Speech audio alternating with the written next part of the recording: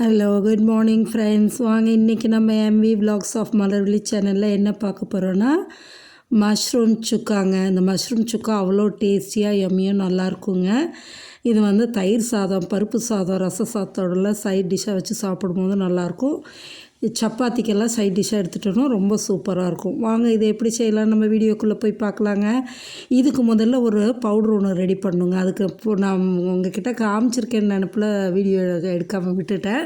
பாருங்கள், அதில் ஒன்றும் இல்லை. என்னென்ன போட்டிருக்கேன்னா ஒரு 6 பொருள் தாங்க. காஞ்ச மிளகாய் 3, 2 துண்டு பட்டை, 1 ஸ்பூன் மிளகு, 1 ஸ்பூன் ஜீரகம், 2 ஸ்பூன் தனியா, ஒரு 1/4 ஸ்பூனுக்கு வெந்தயம். இதை வந்து கருக விடாமல் வறுத்து எடுத்துருங்க. ட்ரை ரோஸ்ட் தான், வறுத்து எடுத்து வச்சிடலாம். அதை பவுடராக்கணும், தனியாக வச்சுக்கோங்க. இப்போ வானலை வச்சு இந்த மஷ்ரூம் சுக்காவுக்கு வந்துட்டு நான் தேங்காய் எண்ணெய் ஊற்றி செய்வேங்க. தேங்காய் எண்ணெயில் செய்யும்போது அவ்வளோ நல்லாயிருக்கும். நீங்கள் தேங்காய் எண்ணெய் வேண்டாம்னா நல்லெண்ணெய் ஊற்றிக்கிங்க. எண்ணெய் காஞ்சதும் 1 ஸ்பூனுக்கு பெருஞ்சீரகம் போட்டு பொரிய விடுங்க. பொரிஞ்சு வந்ததும் நல்லா பொடியாக நறுக்கி வச்சுருக்கிற பெரிய வெங்காயம், சின்ன வெங்காயம் கலந்து நறுக்கி வச்சுருக்கிறத எடுத்து போட்டுக்குங்க. ரெண்டும் கலந்து போடும்போது டேஸ்ட் நல்லாயிருக்கும். சரிங்களா? இதை போட்டு நல்லா கலர் சேஞ்ச் ஆகிற வரைக்குமே நல்லா வதக்கி எடுக்கணுங்க. அந்த தேங்காய் எண்ணெயில் இது வதங்கி வரும்போது அவ்வளோ நல்லாயிருக்கும். அந்த வாசம் அவ்வளோ அருமையாக இருக்குங்க.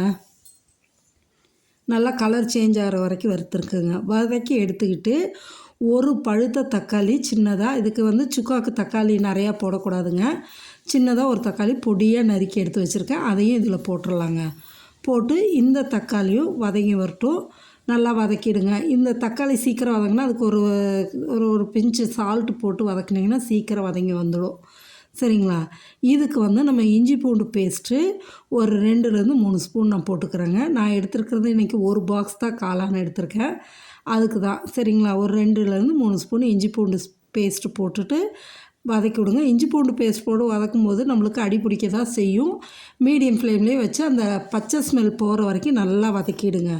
வதக்கி இந்த அளவுக்கு எண்ணெய் பிரிஞ்சு வர அளவுக்கு வதக்கிட்டு இப்போ நம்ம பவுடரெல்லாம் சேர்த்திக்கலாம். என்னென்ன பவுடர்னால், இதுக்கு நான் வந்து 1 ஸ்பூன் மிளகாத்தூளும் ஒரு 1/4 ஸ்பூன் மஞ்சத்தூளும் போட்டுக்கலாங்க. பாருங்கள், அடி பிடிக்க தான் செய்யும். அப்படியே நம்ம வந்து மீடியம் ஃப்ளேம்லேயே வச்சு கிளறி விட்டு எடுக்கணும். எண்ணெய் பிரிஞ்சு வர அளவுக்கு நம்ம வதக்கினோம்னா தான் அந்த பச்சை வாசனை இருக்காது. இதுக்கு 1 ஸ்பூன் மிளகாத்தூள் போட்டுக்குங்க. ஒரு 1/4 ஸ்பூனுக்கு மஞ்சத்தூள் போட்டுக்குங்க. போட்டு இதையும் நல்லா கிளறி விடுங்க. கிளறிட்டு கலருக்காக நான் வந்து காஷ்மீரி ரெட் சில்லி 1 ஸ்பூன் போட்டுக்கிறேங்க. அது வந்து நல்லா கலர் எடுத்து கொடுக்கும். அது காரம் இருக்காது. அதனால் காஷ்மீரி ரெட் சில்லி வந்துட்டு அதுவும் 1 ஸ்பூன் போட்டு கலந்துக்கலாங்க. நல்லா இந்த தூளெல்லாம் வறுபட்டு வரணும் அந்த அளவுக்கு. அதனால தான் இதுக்கு எண்ணெய் வந்து ஒரு 4 ஸ்பூனே ஊற்றிக்கலாம். ஏன்னு கேட்டிங்கன்னா எண்ணெயிலே நம்ம வதக்கி எடுக்கணும். அப்போ தான் டேஸ்ட்டும் நல்லாயிருக்கும். நல்லா வதக்கி விடுங்க. வதக்கி விட்டுட்டு காளானை வந்து சின்னதாக இருந்ததுன்னா 2 கட் பண்ணி போடுங்க. பெருசாக இருந்தால் 4 கட் பண்ணிக்கிங்க. இதுக்கு முடிஞ்ச அளவு பீசஸ் பெருசாக இருந்ததுனா தான் உங்களுக்கு நல்லாயிருக்கும். ஏன்னா வதங்கி வரும்போது நல்லா சுருங்கிடும். அதனால் கொஞ்சம் பெருசாகவே பீஸ் போட்டுருங்க. பொடியாக நறுக்கிடாதீங்க. போட்டு அதே மீடியம் ஃப்ளேம்லேயே வச்சு பொறுமையாக கிளறுங்க. தண்ணி ஊற்றாதீங்க. பொறுமையாக கிளறுங்க. தண்ணி ஊற்றணும். எவ்வளோ தெரியுமா? ஒரு 1/4 டம்ளர் மட்டும் ஊற்றினா போதுங்க. ஏன்னா மஷ்ரூம் வந்து நல்லா தண்ணி விடும். அதுக்காக இப்படியே ட்ரையாகவே வதக்கி விட்டுட்டு நம்ம இஞ்சி பூண்டு பேஸ்ட்டு மிக்ஸி ஜார்லேயே ஒரு 1/4 டம்ளர் தண்ணி ஊற்றி கலக்கி எடுத்து ஊற்றிடுங்க கழுவி. அவ்வளோதாங்க. தண்ணின்னு எடுத்தோம்னா அந்த 1/4 டம்ளர் தண்ணி தான் இந்த மஷ்ரூமுக்குங்க. அப்படி கழுவி அதை எடுத்து இதில் ஊற்றிட்டிங்கன்னா போதும்.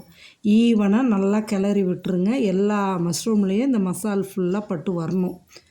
நல்லா இவ்வளோ தாங்க. தண்ணின்னு நம்ம ஊற்றிருக்கிறதே இவ்வளோ தான் சுக்காக்கு. ஏன்னா மஷ்ரூம் வந்து சீக்கிரம் வெந்துடும். 5 மினிட்ஸில் நல்லா வெந்துடும். பாருங்கள், இந்த அளவு கிளறி தண்ணியே கிடையாது பாருங்கள். அந்த 1/4 டம்ளர் தண்ணி ஊற்றுனது தான். இப்படியே வந்து மூடி வச்சுருங்க. ஒரு 5 நிமிஷம் மூடி வச்சுட்டு மீடியம் ஃப்ளேம்லேயே வைங்க. உங்களுக்கு வந்து காளானும் நல்லா வெந்து வந்துடும். எந்த அளவு தண்ணி விடுதுன்னு பாருங்களேன். அதுக்குள்ளே நம்ம அந்த பவுடரை அரைச்சிடலாம், வறுத்து வச்சதை. பாருங்கள், இப்போ திறந்து பார்த்திங்கன்னா எப்படி தண்ணி விட்டுருக்கு பார்த்திங்களா? நம்ம ஊற்றுனது 1/4 டம்ளர் தண்ணி தான். ஆனால் இதில் எவ்வளோ தண்ணி வந்திருக்கு பார்த்திங்களா? காளான் வந்து கொஞ்சம் தண்ணி விட தான் செய்யும். இதே போலவே நல்லா வதக்கி விடுங்க. இதுக்கப்புறம் வந்து காளான் நல்லா வெந்துச்சு. நீங்கள் ஃபுல் ஃப்ளேமே வச்சுக்கலாங்க. வச்சுட்டு அந்த பவுடர் அரைச்சிருக்கோம் இல்லையா? பட்டை, மிளகு, ஜீரகம், தனியா, காஞ்ச மிளகாய் வெந்தயம்லாம் வறுத்து வச்சுருக்கோம்ல, அதை பவுடர் ஆக்குனதை எடுத்து நம்ம இப்போ போட்டுக்கலாங்க. அந்த பவுட்ரு வந்து நீங்கள் செஞ்சு ஸ்டோர் பண்ணி வச்சுக்கிட்டிங்கன்னா கூட கெட்டு போகாது. நம்ம வறுவலுக்கெல்லாம் வந்து ட்ரையாக செய்கிறதுக்கெல்லாம் ஒரு ஸ்பூன் போட்டோம்னா டேஸ்ட் ரொம்ப நல்லாயிருக்குங்க. இப்போ வந்து உப்பு பத்தலைன்னா இந்த ஸ்டேஜில் நீங்கள் பார்த்து போட்டுக்கலாம். நான் போட்ட உப்பு பத்தலை, அதனால் திரும்ப கொஞ்சோண்டு உப்பு போட்டுக்கிட்டேங்க. நீங்கள் இந்த ஸ்டேஜில் அதை செக் பண்ணிக்கிங்க. இப்போ அந்த பவுட்ரு வந்து நம்ம அரைச்சோம் இல்லையா, அதில் வந்து நான் 1½ ஸ்பூன் எடுத்து போட்டுக்கிறேங்க. நான் எடுத்துருக்கிற காளானுக்கு 1½ ஸ்பூன் போதும். மீதியை ஸ்டோர் பண்ணி வச்சுக்கிட்டிங்கன்னா வறுவலெல்லாம் செஞ்சோம்னா அதுக்கெல்லாம் கடைசியில் இறக்குறதுக்கு முன்னாடி இந்தமாரி 1 ஸ்பூன் போட்டு வறுத்து விட்டு இறக்கணும்னா டேஸ்ட் ரொம்ப நல்லாயிருக்குங்க. அதுக்காக நீங்கள் ஸ்டோர் பண்ணிக்கலாம். நான் இன்றைக்கி 1½ ஸ்பூன் போட்டுக்கிட்டேங்க. ஃபுல் ஃப்ளேமே வச்சு நல்லா கிளறி விடுங்க. சூப்பராக இருக்கும் இந்த சுக்கா வந்து. இதில் மஷ்ரூமில் நிறைய பெனிஃபிட்ஸ் இருக்குதுங்க. பார்த்திங்கன்னா ஆன்டி ஆக்சிடென்ட்ஸ் நிறையா இருக்குதுங்க. அதோட பாருங்கள், இப்போ நல்லா ஒரு கைப்பிடிக்கு கொத்தமல்லி தலையை கழுவி பொடியாக நறுக்கி எடுத்து போட்டுட்டு ஒரு 1/2 ஸ்பூன் மிளகுத்தூள் எடுத்து மேலே போட்டு கிளறிடுங்க. சூப்பராக இருக்குங்க.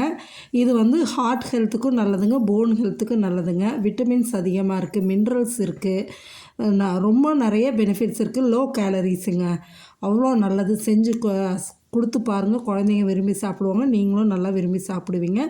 இப்போ சப்பாத்தி சுட சுட எடுத்து வச்சுட்டு இந்த சுக்கா வச்சு சாப்பிட்டோம்னா அவ்வளோ சூப்பராக இருக்குங்க. வாங்க நம்ம இன்றைக்கி இன்றைய ஸ்பெஷல் பார்ப்போங்களா. பாருங்கள், இறால் தொக்கு, சாதம் சுட சுட, அரைச்சி விட்ட ரசம், கெட்டி தயிருங்க, அப்படியே பார்த்திங்கன்னா இது மஷ்ரூம் சுக்காங்க, அடுத்தது பார்த்திங்கன்னா இது ப்ரான் 65ங்க, அதோட மாம்பழம் நறுக்கி வச்சுருக்கேங்க. வாங்க எல்லோரும் சாப்பிட்லாம். சூப்பராக எல்லாமே டேஸ்ட்டாக நல்லா இருந்ததுங்க.